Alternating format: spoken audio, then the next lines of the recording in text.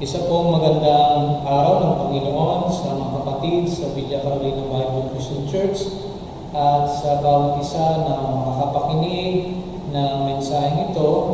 Ako ay magpasalamat sa Diyos dahil sa kanyang biyaya ay patuloy po tayo nakapaglalaan ng panahon upang sambahin siya kahit po meron tayo enhanced community quarantine. We were not allowed to gather in one particular place.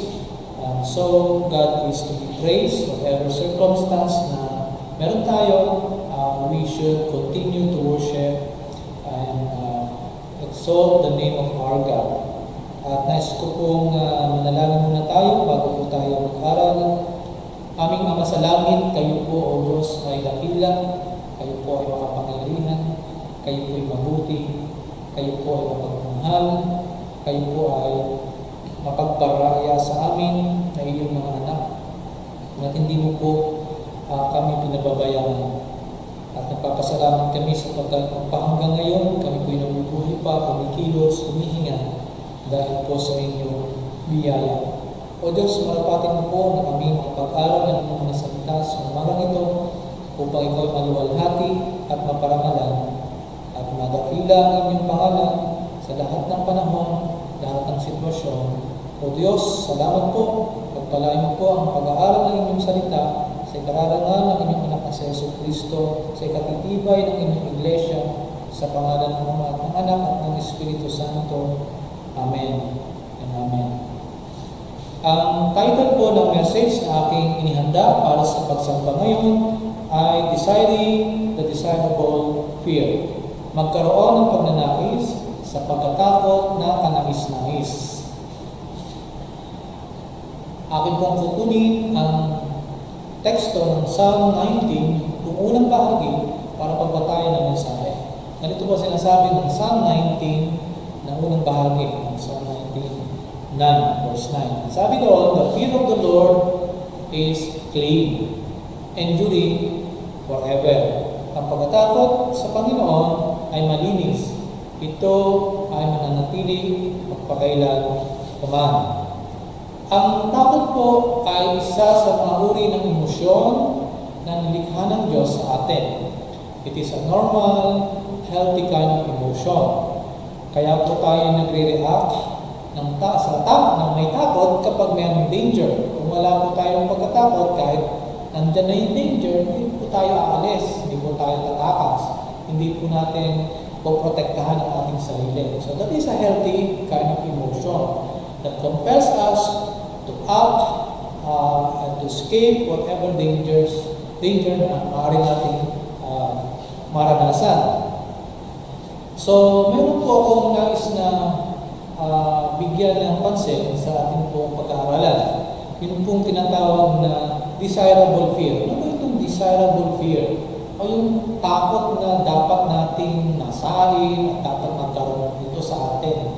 Na ito yung takot na kayang ito nga ay lumamon or to swallow any kind of fear that we have. So, yun po yung pagkatakot na gusto ko po maunawa natin sa pag-aaral natin ang salita ng Panginoon. Ito po Psalm 19 ay sinulat po ni David. He was the composer of this psalm. And pag tinignan po natin itong Psalm 19, ito po yung tinatawag ko na epitome or one of the highest expression of the doctrine of God's revelation of Himself. Ano po ba ito? Ito po tinatawag na doctrine of revelation. Paano ang Diyos ay nagpakilala ng kanyang sarili sa mga tao? Unless God Himself discloses Himself to us, we cannot know Him. And so ito po ay napakagandang pagbantay ng doktrina ng revelasyon ng Diyos ng kanyang sarili. Makikita po natin kung paano nirigil ng Diyos ang kanyang sarili. Doon po sa talatang 1 hanggang 4, nirigil po ng Diyos sa Psalm 19, verse 1 to 4, ang kanyang sarili sa pamagitan po ng kalangitan. Okay, the heavens declare the glory of God. Ang kalangitan, ang kaluwalhatian ng Diyos Diyos ay pinapahayag ng kalangitan. So God revealing Himself through His creation.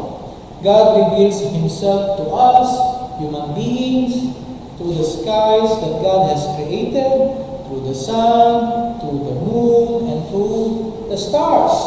These are proof of God's handiwork, and they continue to speak to us by being there.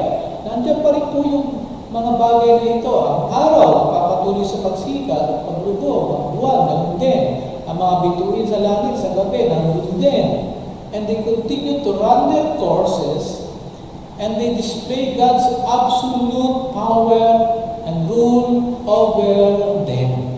Siya po pa rin yung may control ng pagsikat at paglubog ng araw. So God is disclosing Himself to His created people, to all human flesh, by means of His creation.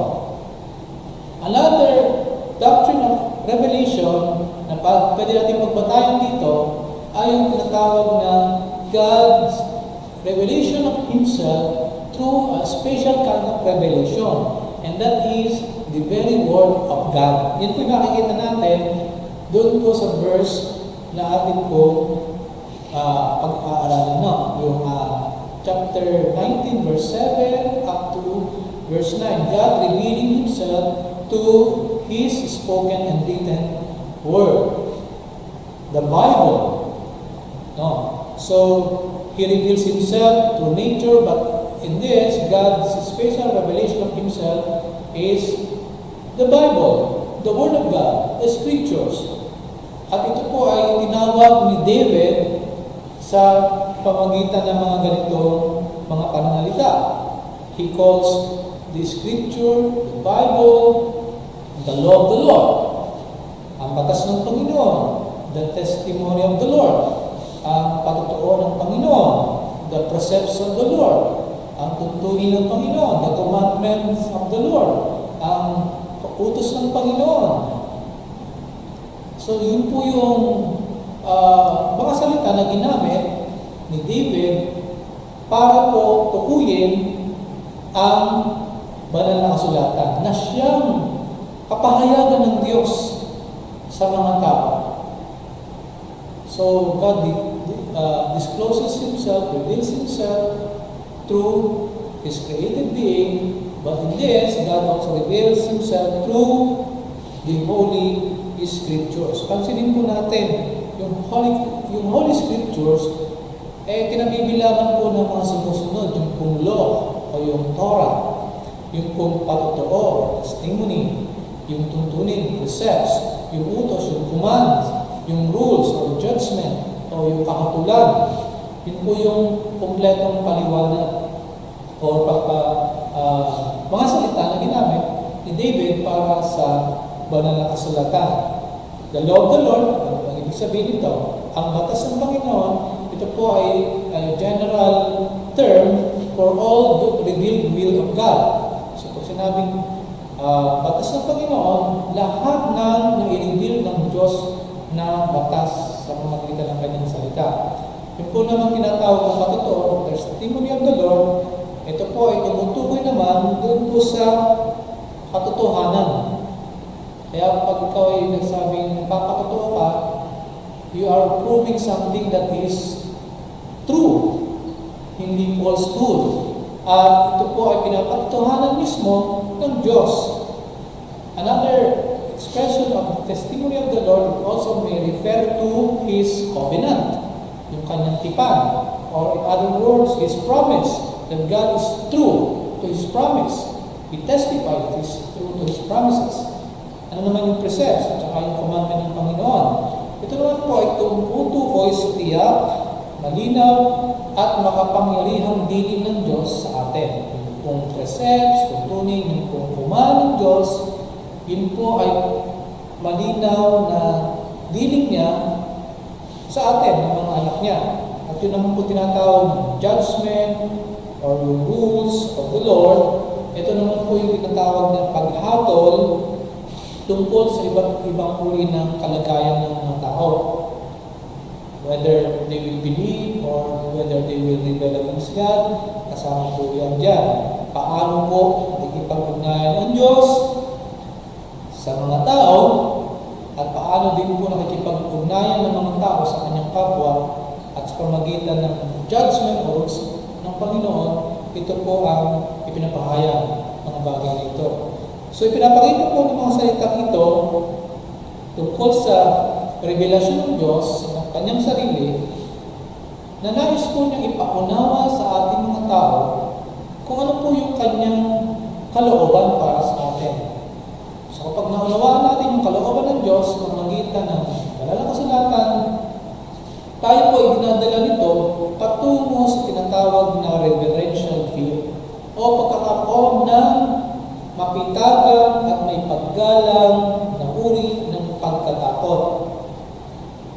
So yun po ang nais ng Diyos, why He reveals Himself to us, to men, for us to have this reverential fear of God. And this is the kind of fear that is desirable, having this reverential fear of God. Ano po ba itong ibig sabihin ng reverential fear of God? Well, mamaya po paliwanag yan kung anong ibig sabihin yan. But napakaganda na ginamitan din po ni David yung pong definition niya ng doctrine of revelation through the Holy Scripture na mga adjectives o mga nagpapaliwanag kung ano ba ang kagandahan nitong banal na kasulatan. Katulad ng mga salitang perfect, sure, right, pure, clean, and true. So, ito po ay puro positive na uri ng adjectives o paglalarawan. Puro may kagandahan. Perfect, perfecto, sure, maasahan, right, tama, pure, malinis, at makatotohanan. Ano po ang ibig sabihin nito? Using all this kind of adjectives to describe the Holy Scripture, which is God's special revelation of Himself to men. Ano po ang dapat maunawaan? So that we, who will hear the Holy Scriptures, will commit ourselves to Himself, to God. Kaya maganda yung mga ginamit na adjectives dito. Meron din ginamit dito na after effect. Ano ba yung effect nito kung ikaw ay tatanggapin mo, paniniwalaan mo ang banal na kasulatan, nanamnamin mo, pagbubulayan mo, pag-aaralan mo, babasahin mo ang banal na kasulatan. Okay? Ano magiging epekto nito sa iyo? Yung mga verb na ginamit ay ganito, yung mga pandiwa, reviving, making wise, rejoicing, enlightening, enduring. And this describe what the Holy Scriptures does to us, to those who will listen to the Holy Scripture. Ano yung ginagawa ng banal na kasulatan doon sa mga makakapaningin? Ito, nagpapanatuli ng kaluluwa, reviving the soul. Reviving. Parang kailangan iba patay. Kailangan mabuhay. Reviving the soul. Okay? Ano pa? Nagpapatalino sa karaniwan, making wise the simple. The fear of the Lord is the beginning of wisdom.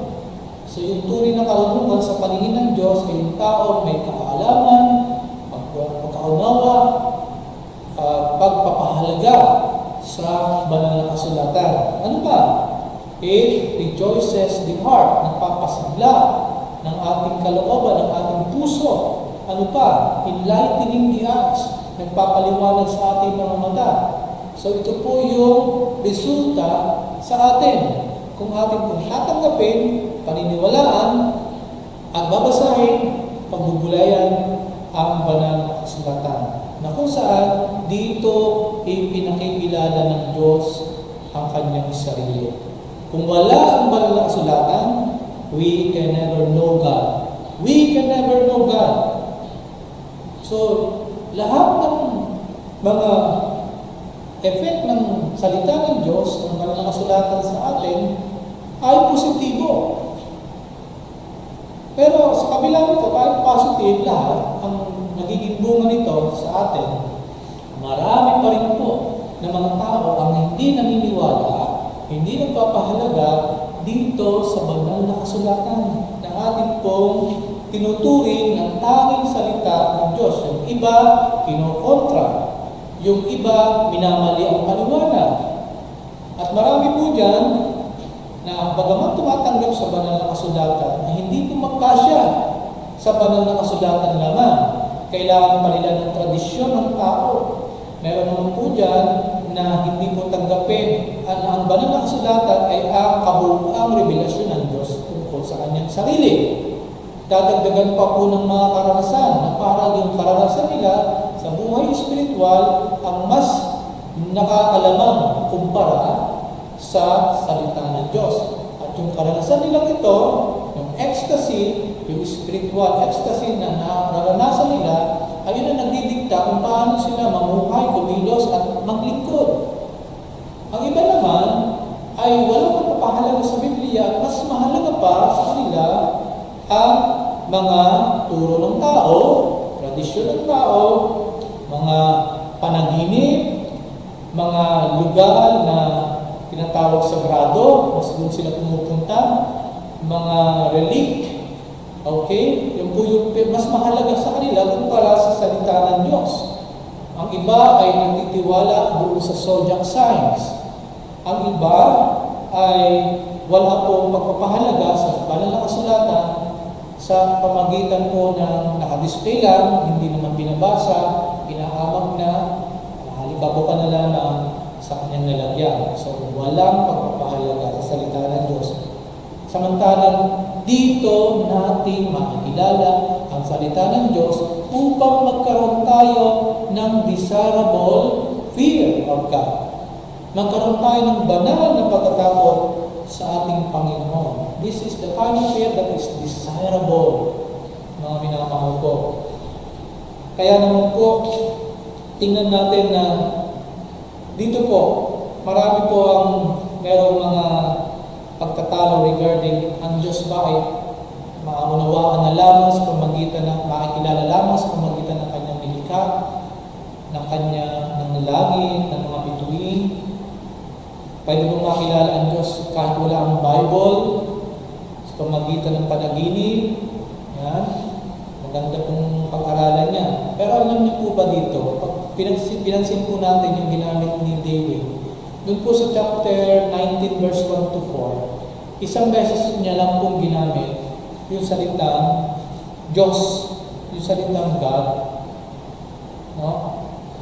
Ang kaluwalhatian ng Diyos ay pinapahayag ng kalangitan. So that is the only use of the word God. The heaven declares the glory of God.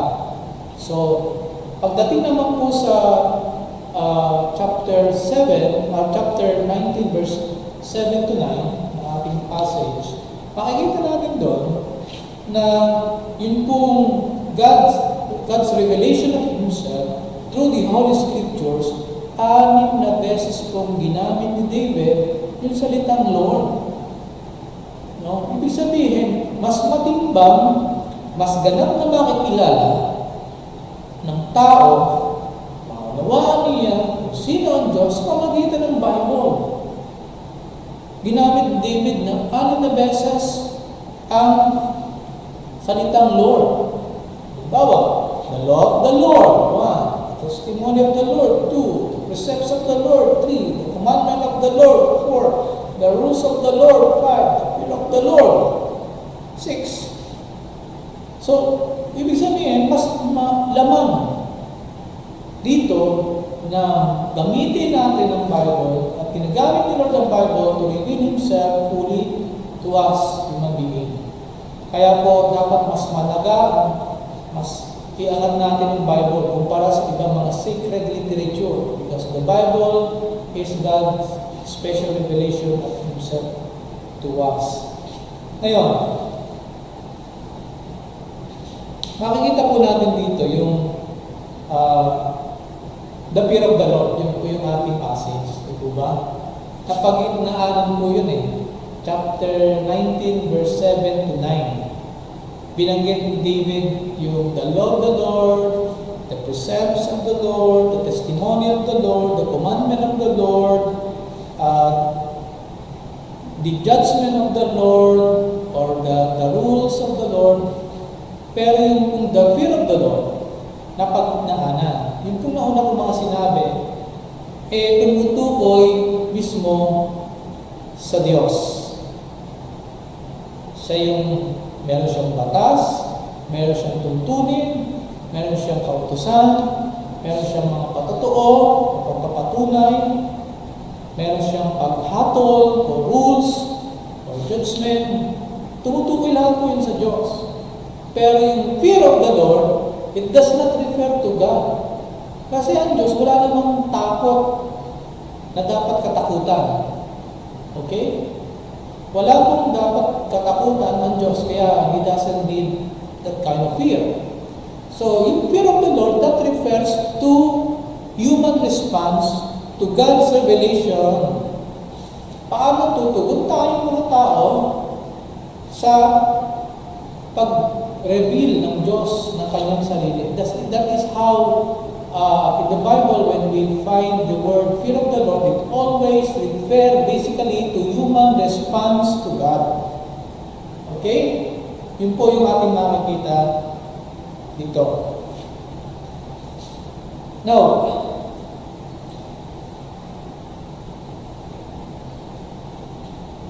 yung Psalm 19, tatlong bahagi po yan.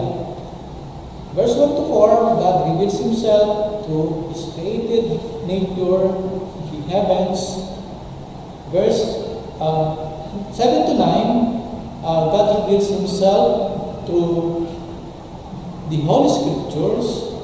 Pero pagdating po dun sa verse 10 to 14, this is how God expects His hearers to respond to His revelation. Ano yung inaasahan ng Diyos na maging tugon mula sa mga nakikinig sa Kanya na nakakaalam ng revelasyon ng Diyos.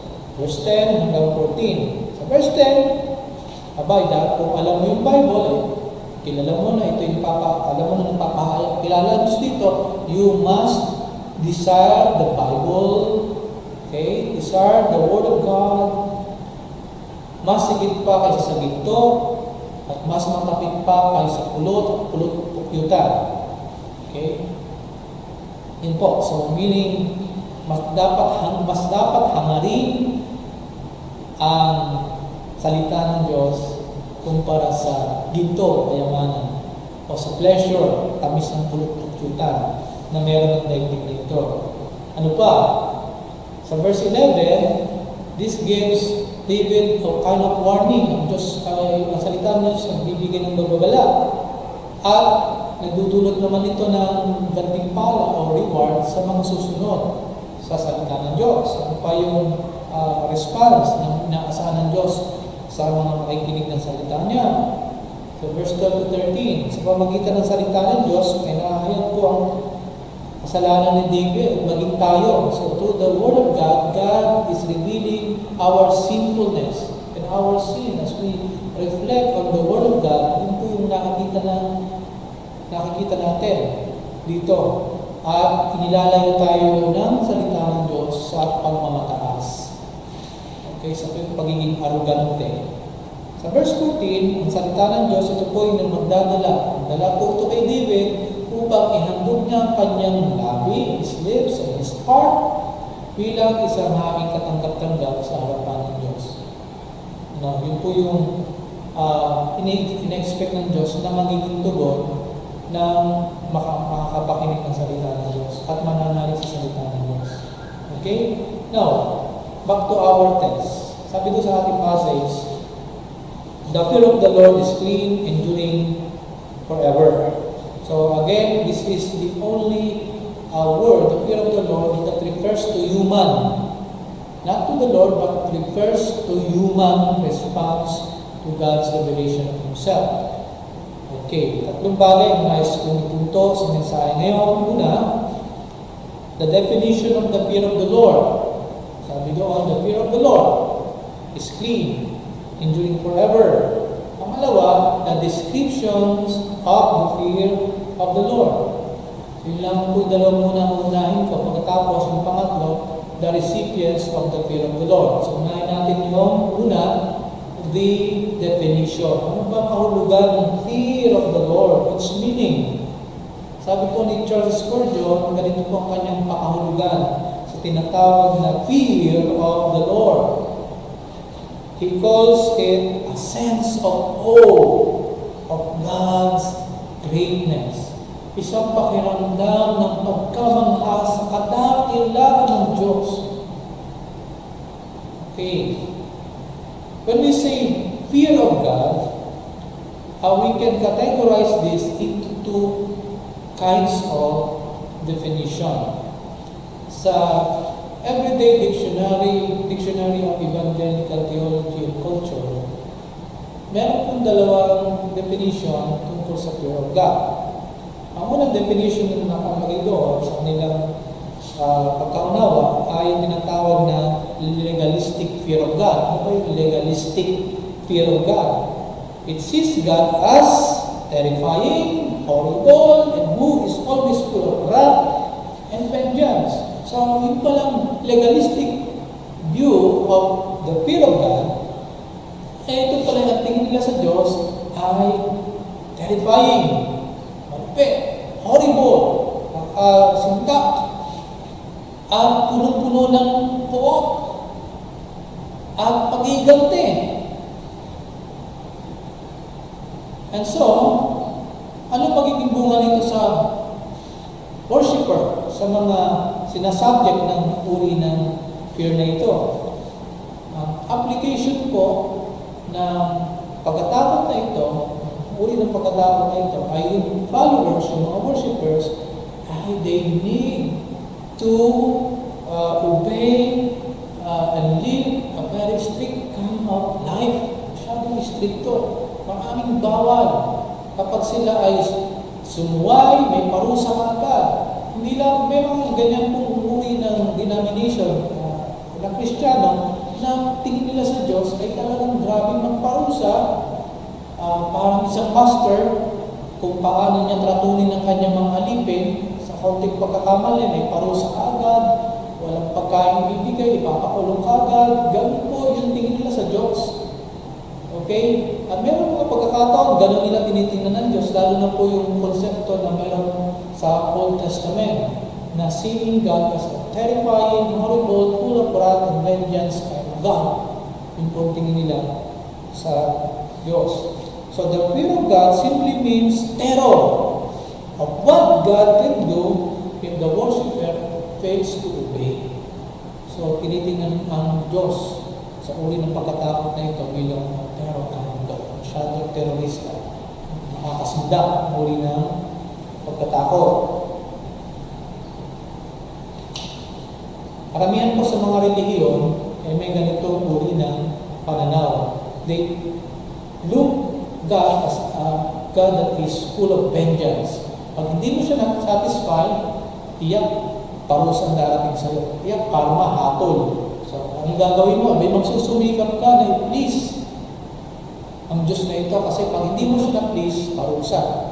Karamihan sa relihiyon, non-Christian religion, ay ganito ang pananaw sa Diyos. Yung ikalawang uri ng fear of God ay yung tinatawag sa Dictionary of Everyday Dictionary of Evangelical Theology and Culture na evangelical fear of God. Ano naman ito? It sees God's character from His revelation in the Bible, having a solid knowledge of who He is, what He does, and what He requires of us. Result to worshippers, loving reverence, and trust in God. Ito naman, evangelical kind of fear of God, or sabihin natin biblical fear of God, ang tingin sa Diyos ay merong kabatiran siya, ang tao, kung sino ang Diyos sa kanyang kabuuan, kung paano niya inihayag ang kanyang sarili sa Biblia. Meron siyang matibay na kaalaman, kabatiran kung sino itong Diyos na nasa Bible, at kung ano ang kanyang uri ng katangian, at kung paano siya nakikipag-ugnay sa mga tao. Kaya naman, ang magiging resulta nito sa mga tao ay isang uri ng pagsamba na mayroong paggalang, pagmamahal, at mayroong mataas na pagkilala sa Kanya. So that is evangelical fear of God. And also, Charles Spurgeon calls it the fear that helps. Yung fear that helps, o isang uri ng pagkatakot na nakakatulong, sabi niya, the fear that helps is the fear that expresses itself in reverence, veneration, or a sense of the grandeur and the majesty of God. So, tinitingnan mo dito sa uri ng fear of God na ito, ang Diyos bilang isang Ama, na hindi karaka-raka agad mamamalo dahil sa pag-ibig niya sa kanyang anak. No? At ang Diyos bilang Ama ay natitingnan naman ng mga anak niya bilang mapagmahal na Ama na makakaunawa sa kanila. At kung sila'y babagsak, ang Diyos na ito bilang Ama, sila ay tutulungan, sila ay muling paulalakasin upang mapapanumbalik sa Kanya. And that results to having this kind of reverential fear of Him. So, ang magiging tugon ng worshiper dito ay banal na pagkatakot na mayroong mataas na uri ng pagkakamangha, pagdakila, pagpaparangal at pag-ibig sa Diyos na ito. So, mga minamahal, ito yung definition ng fear of God. Alam niyo po, sa Isaiah chapter 11 verse 2, ito po yung tinatawag na messianic prophecy, na ito pong root of Jesse, or si David, and that would refer to the Lord Jesus Christ. Sabi po dun sa verse 2 ng Isaiah 11, sa pagdating ng Panginoong Hesus Kristo, and the Spirit of the Lord shall rest upon Him, the Spirit of wisdom and understanding, the Spirit of counsel and might, the Spirit of knowledge and the fear of the Lord. So, the Messiah will be filled with the spirit of wisdom, counsel, might, knowledge, and the fear of the Lord. What does it mean? May fear of the Lord, itong Messiah, referring to Christ na paparating, ipapanganak ng Birhen sa Bethlehem. This Messiah that will be born in the future ay meron siyang spirit of fear of the Lord. Does it mean to say that Christ has this fear of God, that He sees His Father as a full of terror na uri ng Ama? I don't think so. Because that refers also to this kind of desirable fear. Christ's reverence of God the Father is seen in the way He submits, He delights, and He prays to His Father. He was not terrified of God the Father. Instead, He delights to commune, He delights to praise and thank the Father because He knows Him well. And we know that Jesus' relationship with the Father have existed even before the beginning of time and creation. And so this is the kind of fear that the Messiah will have. And ipinakita ito ni Jesus. The way He reveres the Father, the way He loves the Father, the way He shows His obedience to the Father, the way He communes with the Father, the way He delights with the Father, He showed that kind of fear to us. for us to imitate, for us to have also that kind of fear. So that is the very characteristic or the meaning or the definition of the word fear of the Lord. And that fear is so desirable, mga kapatid. The second point is the description of the fear of the Lord. It says in verse 9, the fear of the Lord is clean or pure, malinis, enduring forever. It remains, it stands in perpetuity, forever, eternal. So, ano yung characteristic nitong description na ito ng fear of the Lord? It is clean. In Hebrew, it's tahor, which means pure, undefiled, and it is related to being holy. May kaugnayan sa pagiging banal. In Psalm 12, also David used the same word, not to refer to the fear of the Lord, but to refer to the Word of God. Because there is a close connection between having the fear of the Lord and that is clean and the clean Word of God. Especially in verse 6, in chapter 12 of Psalm 12, sorry. Wala namang chapter in Psalm talaga. Psalm 12 verse 6. The words of the Lord are pure words like silver refined in the furnace of the ground purified 7 times. Ang mga salita ng Panginoon ay tahor or pure o dalisay ng mga salita, na gaya ng pilak na sinubok sa horno sa lupa na makapitong dinalisay.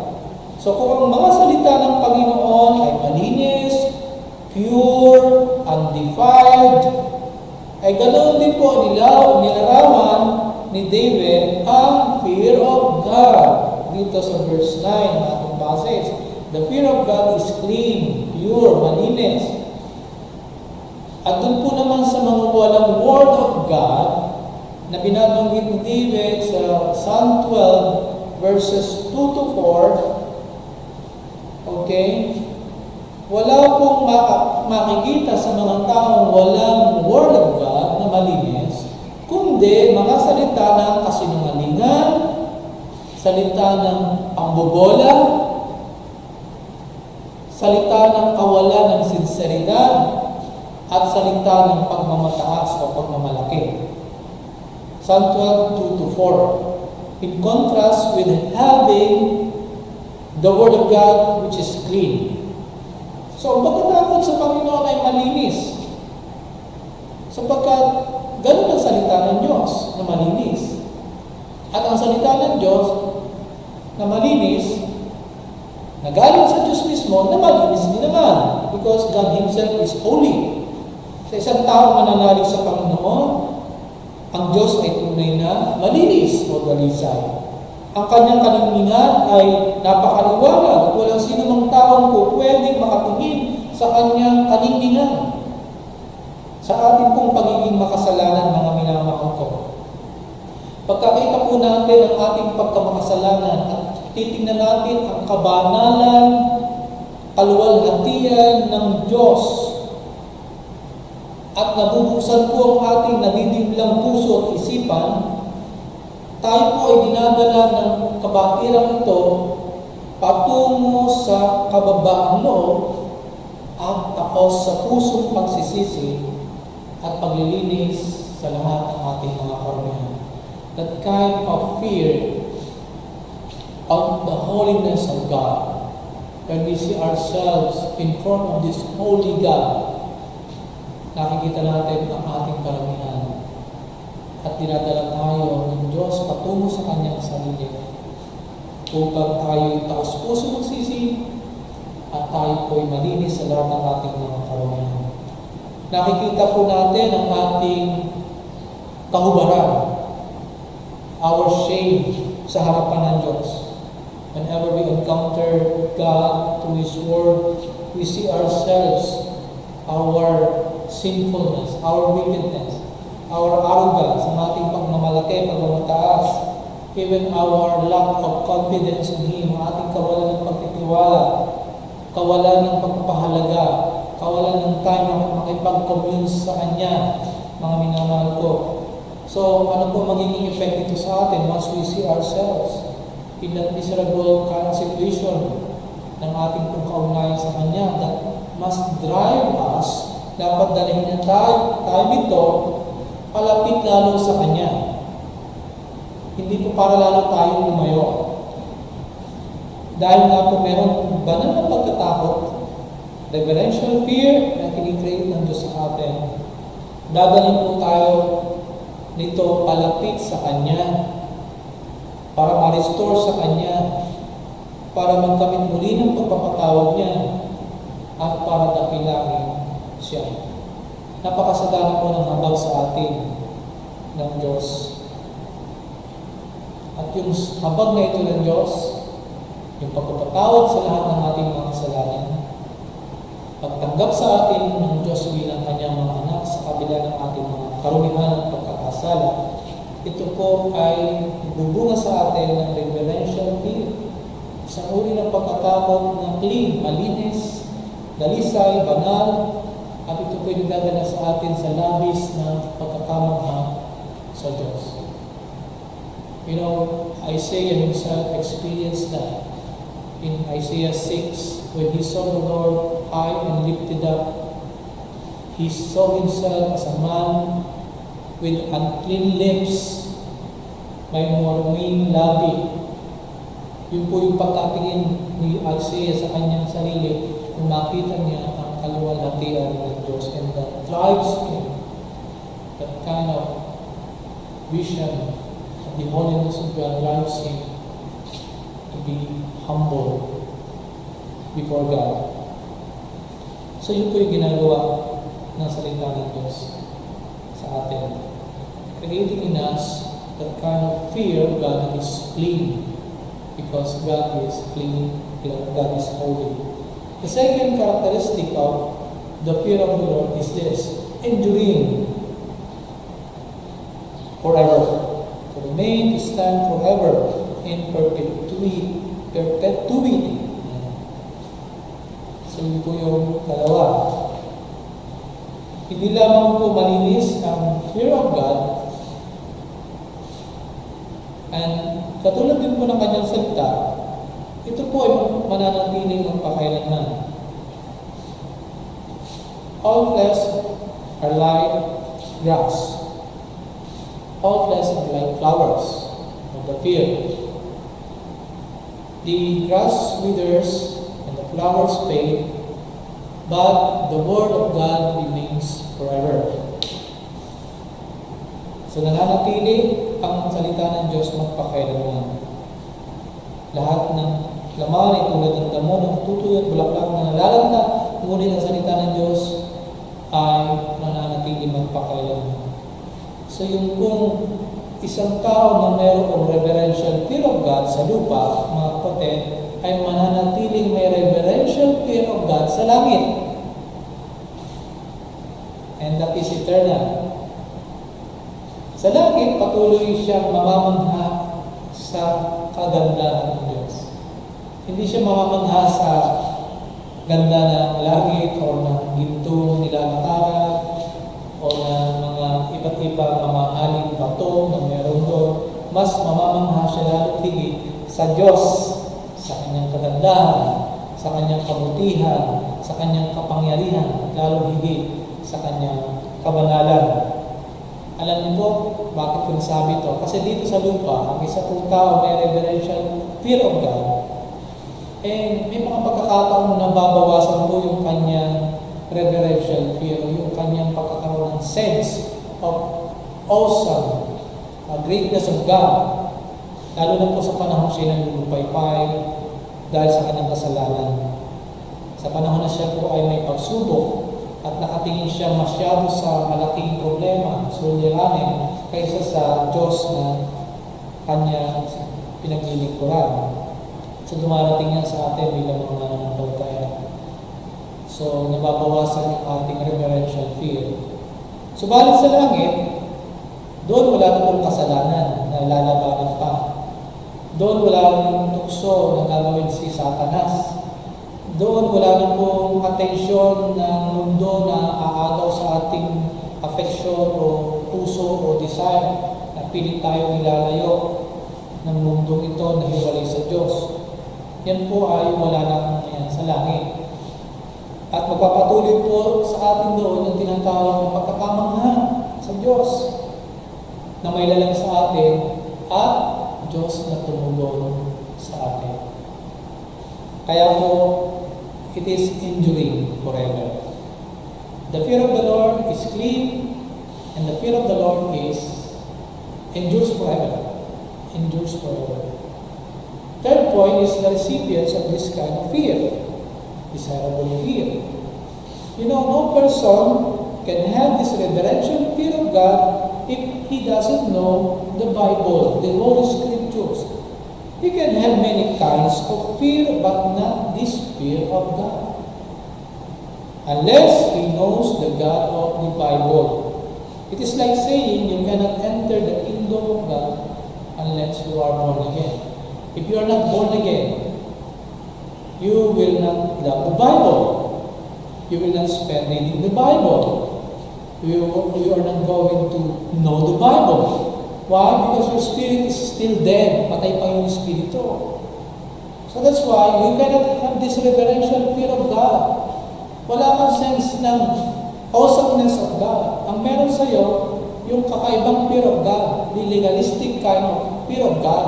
In order for you na ma-please mo si Lord, gagawa ka ng lahat ng effort sa iyong sarili. Maging padasalin, gagawa ka ng mga rituales, pupunta ka sa mga sagradong lugar, magnonobena ka, kasi ang tingin mo sa Diyos na yan ay legalistic. Kapag hindi mo siya na-please, pag magkakamali, tiyak, hindi ka niya tatanggapin. Hindi ka niya papapalain. Ganun po. Kaya, masasabi ko, na kung hindi mo kilala ang Diyos, ng Bible, you cannot have this reverential fear of God. You need to know God through the Word, the Bible, the Holy Scripture. Kaya po, sino lamang yung recipient? Wala na pong iba kundi tayo mga nananampalataya kay Kristo Jesus lamang para sa kaligtasan at kapatawaran ng lahat ng ating mga kasalanan. Tayo po yung mayroong banal na pagkatakot na dapat nasahin. Yun pong mga nananampalataya sa katotohanan ng salita ng Diyos. Yung pong mga tao na buksan ng kaisipan, nadidignan, binuksan ng Holy Spirit, pagkarinig ng mabuting balita ng gospel na pinapangaral, ay sila po ay tumugon na mayroong pagsisisi at pananampalataya kay Kristo Jesus. Sila po yung magtataglay ng reverential fear of God. And they see God as a loving Father, full of mercy, full of love, full of forgiveness, full of grace. Hindi po si Maria ang full of grace. Ang Diyos po ang full of grace, mga minamahal ko. Kaibigan, kung wala ka pang tunay na pagkatakot na ito, ay malamang, tiyak ko ito, ay hindi pa nag-aari si Jesus sa buhay mo. Wala kang reverential fear. Alam mo kung anong meron ka, takot kang mamatay. Kasi hindi mo alam kung saan ka pupunta. At takot kang maparusahan, di ba? Takot kang magkasakit ng COVID, di ba? Kasi pag namatay ka, wala kang katiyakan kung tatanggapin ka ng Diyos. Yan ang takot na meron ka ngayon. Kasi hindi mo sinasampalatayaan ng banal na kasulatan. Ayaw mong paniwalaan ito. Nagdadagdag ka pa ng ibang mga pamaraan para ikaw ay maligtas. Hindi ka maliligtas ng tradisyon ng tao, ng anumang rituales, tangis mamagitan lamang ng mga nakasaad sa banal na kasulatan. At walang iba may pinapahayag ang banal na kasulatan kundi si Yesu Kristo ang tagapagligtas, ang nag-iisang tagapamagitan sa tao at sa Diyos. Siya lamang ang tagapagligtas, wala nang iba. At siya lamang ang daan, ang katotohanan ng buhay. Walang sino mang makapupunta sa Ama, kundi sa pamagitan lamang niya. Kaya kung wala po sa iyo si Yesu Kristo, ibang takot ang meron sa iyo. Takot sa kamatayan. At yan ay natural sa iyo. Bakit? Kasi wala pa nabubuong pagkatakot na totoo, na paggalang, pagpipitagan, pagmamahal sa Diyos.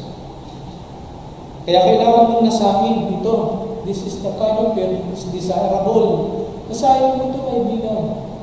Nasahin mo na magkaroon ka nitong reverential fear of God. Having reverence towards God. You need to have this. You need to read the Bible. And the Bible will open the way for you to have this reverential fear. Darating nito sa iyo kapag binuksan ng Diyos ang iyong isip at ang iyong damdamin, yung kaluluwa ay binuhay ng Diyos. Sa magitan ng Espiritu Santo, as you read, meditate the very Word of God, you will start having this reverential fear. Isang uri ng fear na malinis at mananatili magpakailanman. So as I end this message, I would like to ask you, anong uri ng tao ang nasa sa iyo sa mga oras na ito? Anong uri ng pangamba ang masyado mong pinagtutuunan ng pansin? Baka ano pagkatakot lamang na andito sa daigdig lamang na ito? Hindi yung pagkatakot sa parusa paparating sa kanilang buhay. Baka yung takot na meron dito ay takot ka lamang magutom. Dahil wala kang trabaho ngayon, hindi ka makalabas, takot ka magutom, anong kakainin ng iyong mga anak, ng iyong pamilya. O baka natatakot ka maghirap. Kaya alam ginagawa mo ng paraan, kinakalimutan mo salita ng Diyos, wala kang panahon sa Diyos, gusto mong yumaman, gusto mong kumita ng malaki, kasi takot ka maghirap. O kaya takot ka magkasakit. Konting bubog, lumalayo ka sa tao, ayaw mong mahawaan, takot ka mamatay, kumamatay ng mahal sa buhay. O kaya takot ka sa maaaring gawin sa iyo ng ibang mga tao. Minamahal kong kaibigan, kung ito uri ng pagkatakot lamang na ito meron sa iyong buhay, aba ay hindi ko lubos maisip kung talagang mawawala ito sa iyo. Malibang magkaroon ka nitong pagkatakot sa Panginoon na malinis at mananatili ng pakialam. Pag meron ka nitong reverential fear of God, believe me, yung lahat na kinatatakutan mo sa buhay na ito, takot sa pagkagutom, mawalan ng trabaho, mahawaan ng virus, maghirap, magkasakit, lahat ng takot na yan, na laman ng iyong puso, laman ng iyong isipan, kapag dumating sa iyo ang fear of God, lahat ng takot na yan, lalamunin niya. It will be swallowed by this fear of God. At ito lamang ang natatanging takot na maaari mong nasain. Kasi ang pakinabang ay hindi lamang sa buhay na ito, kundi sa kabila at pangwalang hanggan. Mapapasa iyo lamang ang pagkatakot na ito kung mananampalataya ka sa banal na kasulatan, God's revelation of Himself at sa Kanyang anak, ang Panginoong Jesucristo. Walang iglesia, walang samahang pamilyon ang mga pagliligtas sa iyo. Tanging sa Jesucristo lamang. Sa Kanyang kamatayan sa krus, tinubos ka, ako, at ako ang mga ibang mananampalataya sa lahat ng ating mga kasalanan. Upang alisin ng Diyos ang parusa na ipapataw sa atin pagdating ng panahon sa pagbabalik ng Panginoon Jesus. Inalis na yon ng Diyos na nampalataya tayo sa Kanya. Binigyan tayo ng panibagong espiritu. Espiritu na hindi na ng pagkatakot, kundi espiritu ng pag-ibig. Kaya kaibigan, ito dapat mapasa iyo sa mga panahon ito. Kung hindi ka pa nagkakaroon ng takot, na ito, pagkatakot sa Panginoon, sasakmalin ka ng ibang takot hanggang sa tuluyang kanyang maparalisa at mamatay ka sa iyong lahat na kinatatakutan. Si Jesus ang tumubos sa iyo mula sa iyong buhay na hiwalay sa Diyos, buhay na patungo sa kapahamakan, buhay na walang kabuluhan, buhay na walang pag-asa, buhay na mapapahamak dahil sa iyong mga kasalanan. Ngunit ang pangako ng Panginoon ay ikaw ay kanyang tatanggapin bilang anak, tagapagmana ng buhay na walang hanggan, hindi nangangatulan, maparusahan, kundi nilipat na mula sa kamatayan patungo sa buhay kung mananampalataya ka sa Panginoon sa Kristo. At tataglayin mo ang pagkatakot na ito na malinis at magpakailan. Amen.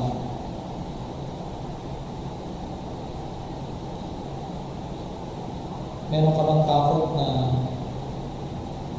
pwede pang nasahin, hindi man dito?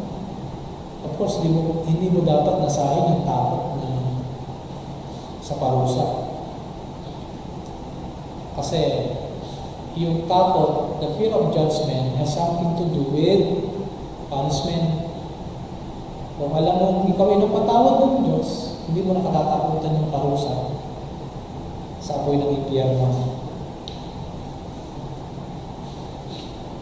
Dapat mong gawin, again, magsisi ng kasalanan, manampalataya sa Panginoon sa Kristo, at aalisin na sa iyo ng Diyos yung hatol na yan, yung parusa na yan, sapagkat ang sabi ng Bible, wala nang hatol ang sino mang magpag-isa kay sa Kristo.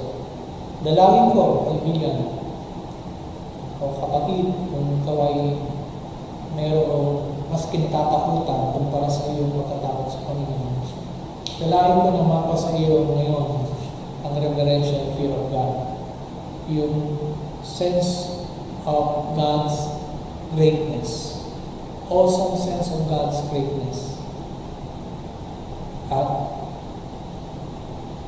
dalamunin ang lahat